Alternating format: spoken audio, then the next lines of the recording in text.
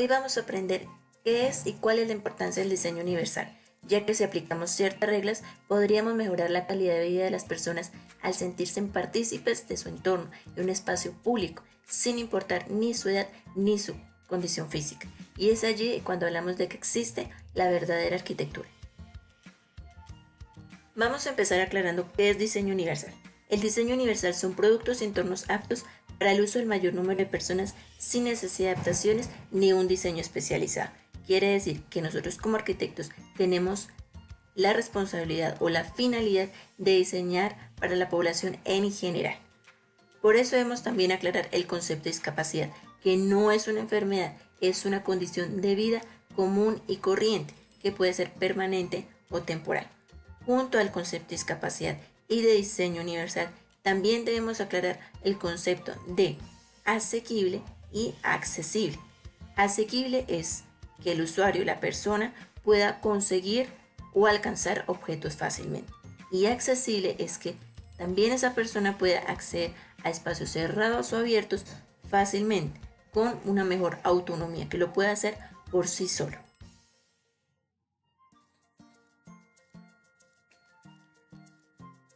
Otro aspecto que debemos conocer son los tipos de discapacidad, que son tres: la motriz, la sensorial y la cognitiva, que nos pueden ocurrir en cualquier etapa de nuestra vida, ya sea temporalmente o permanentemente. Nadie estamos exentos de esto. Para que nosotros entendamos cuál es la verdadera importancia del diseño universal y del papel de nosotros como arquitectos, debemos conocer cuál es el porcentaje de población de personas con algún tipo de discapacidad en el mundo. Estos porcentajes fueron tomados del año 2010. Desde el año 1970 al año 2010 ha habido un aumento del 5% de la población con discapacidad debido a accidentes de tránsito y el envejecimiento de la población. En ese año, en el 2010, el 15% de la población, que equivale a 1.000 millones de personas, presentaba algún tipo de discapacidad. Y en Latinoamérica, el 13%, que equivale a 85 millones de personas, presentaban algún tipo de discapacidad. Pero tristemente, en Colombia, 18 de 1.118 ciudades, que equivale al 2%, está trabajando en el PRON del diseño universal. Solamente Medellín está entre el ranking de las 10 ciudades con mejor accesibilidad en Latinoamérica. Pero chicos, esto no es suficiente. Por eso debemos trabajar en pro del diseño universal para que esas cifras del 2%, no solamente en Colombia, sino que en Latinoamérica, aumenten.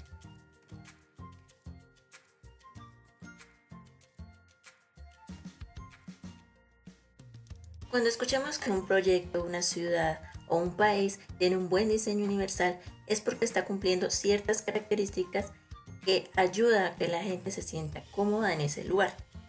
Una de las primeras características son que sea de uso universal, quiere decir que tenga una igualdad de uso para todos. Segundo, que tenga una flexibilidad, que su diseño tenga diferentes alternativas de uso.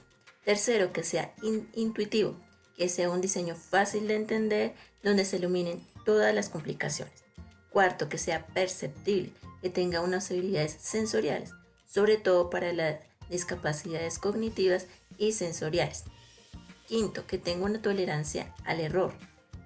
Quiere decir esto que nosotros debemos minimizar los factores de riesgos para los usuarios, que no se vaya a caer, a tropezar, ni mucho menos a tener ningún tipo de fracturas. Sexto, que requiera poco esfuerzo al usarlo. Quiere decir que las rampas tengan buena inclinación, de que no utilice mayor fuerza, que sea fácil al caminar, que los escalones no estén bastante altos, que esté pensado en cada una de las etapas de la vida. Y el séptimo, que tenga un buen alcance, una buena manipulación y un buen uso. Este último hace referencia específicamente a lo que es el mobiliario urbano, ya que existen diferentes mobiliarios en que ni siquiera se tiene pensado la antropometría del cuerpo humano. Y no solamente me refiero a Latinoamérica, me refiero en general en diferentes partes del mundo. Entonces, al momento de diseñar, chicos, tengan presente que estas características son muy importantes para llevar su diseño a otro nivel, al verdadero nivel que debería ser en las diferentes ciudades del mundo.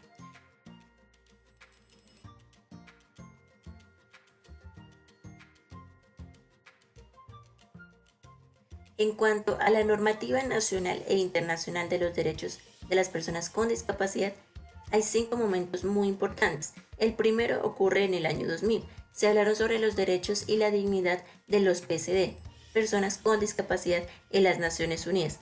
Allí se tocaron temas muy importantes como los derechos humanos en condición de igualdad. Todos tenemos derechos sin importar nuestra condición física. En el año 2002 se habló sobre la eliminación de las formas de discriminación contra los PSD, que en Colombia se tradujo como la Ley 762. Se hablaron de conceptos de discriminación, de cuáles son las medidas que se deben tomar para eliminar la discriminación en un acto legislativo, social, de educación y laboral. En el año 2006, en la Convención de las PSD en la ONU, se tocaron temas como de accesibilidad, de la importancia del movimiento, la libertad del movimiento, el acceso a la vida política y una frase muy importante: los prejuicios de la sociedad contribuyen en sí mismos una discapacidad. Nosotros mismos, con nuestros diseños, tenemos la responsabilidad de que exista una discriminación. En el año 2009 se hablaron en la Convención de los Derechos de las Personas con Discapacidad, que se traduce en Colombia como la Ley 1346. Allí se tocaron medidas de accesibilidad, de la importancia de la movilidad personal, del acceso a la educación y la importancia de la salud. Y algo muy en claro dejaron en esta reunión, que nosotros como personas con discapacidad podemos aportarle a la sociedad.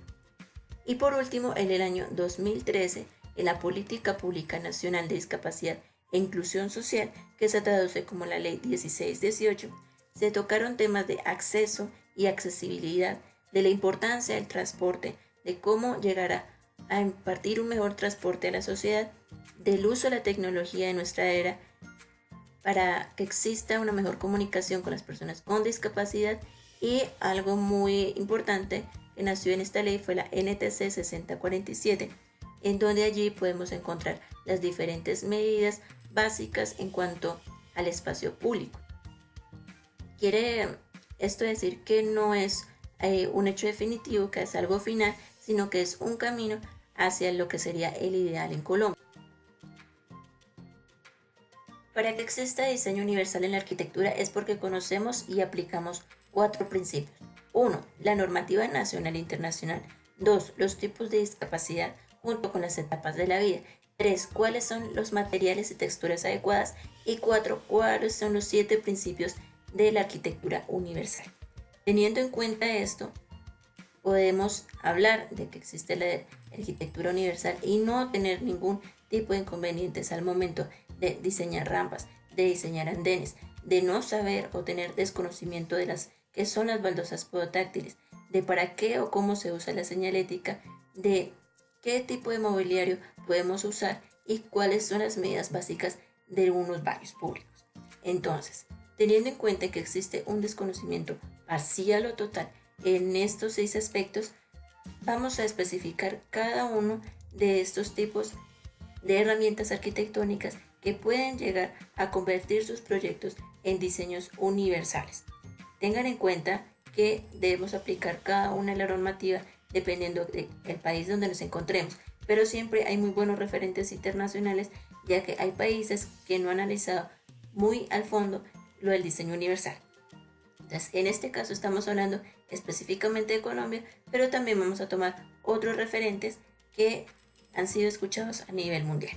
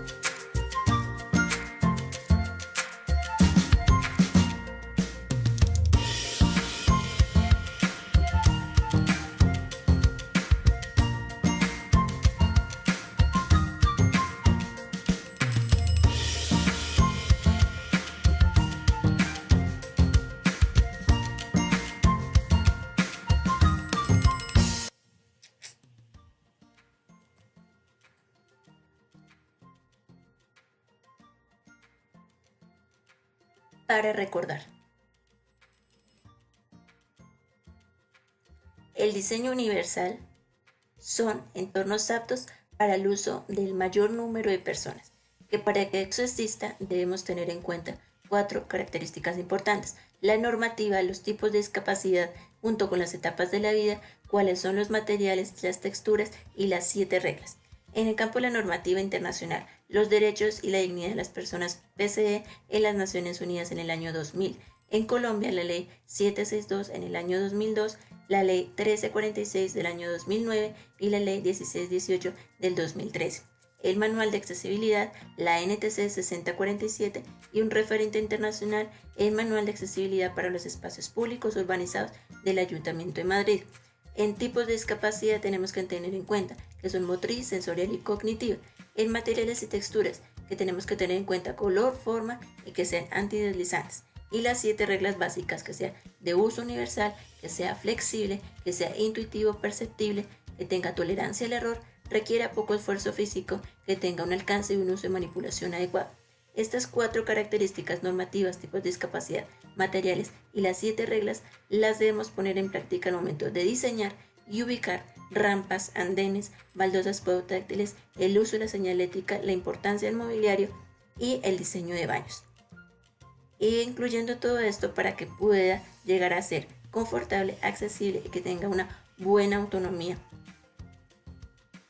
Cuando al momento de finalizar nuestros diseños y el usuario o la persona puede recorrerlo libremente y de una forma autónoma y segura, es cuando hicimos un buen trabajo, es cuando hicimos una arquitectura a través del diseño universal.